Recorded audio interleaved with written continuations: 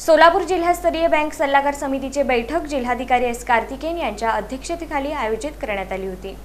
जिल्हास्तरीय बँक सल्लागार समितीची बैठक जिल्हाधिकारी एस कार्तिकेयन यांच्या अध्यक्षतेखाली झाली। या बैठकीला जिल्हा अग्रणी बँक व्यवस्थापक तसंच सर्व बँकांचे अधिकारी उपस्थित होते। बैठकीत कर्ज वितरणाची प्रगती, खाते उघडणीचं कामकाज आणि समितीनं बँकांसमोर ठेवलेल्या उद्दिष्टांची अंमलबजावणी यांचा सखोल आढावा घेण्यात आला। बैठकीत बँकांनी नेमून दिलेलं टार्गेट 100% पूर्ण करणं बंधनकारक असल्याचे निर्देश देण्यात आले। उद्दिष्टपूर्ती वेळेत साध्य करण्यासाठी प्रभावी नियोजन करण्यावर भर देण्यात आला। तसंच प्रत्येक बँकेनं 75% खाते उघडणीचं उद्दिष्ट पूर्ण करावं अशी सूचना करण्यात आली।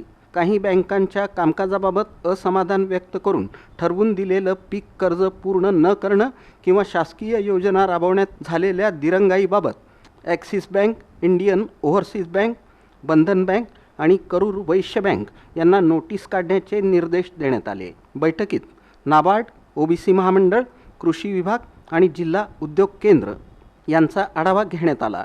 योजनांची प्रगती, निधी उपलब्धतेची स्थिती तसंच अंमलबजावणीत येणाऱ्या अडचणींवर चर्चा झाली।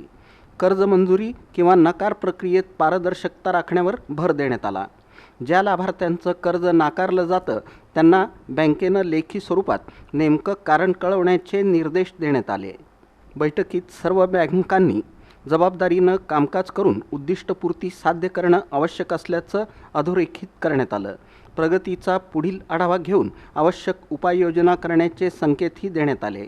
यावेळी बँक अधिकारी राम वाखारडे, बँक अधिकारी कदम, जिल्हा अधीक्षक कृषी अधिकारी शुक्राचार्य भोसले, महाव्यवस्थापक जिल्हा उद्योग केंद्र उमेशचंद्र दंडगव्हाळ, वृषाली लहारे, जिल्हा व्यवस्थापक ओबीसी वित्त विकास महामंडळ यांची उपस्थिती होती।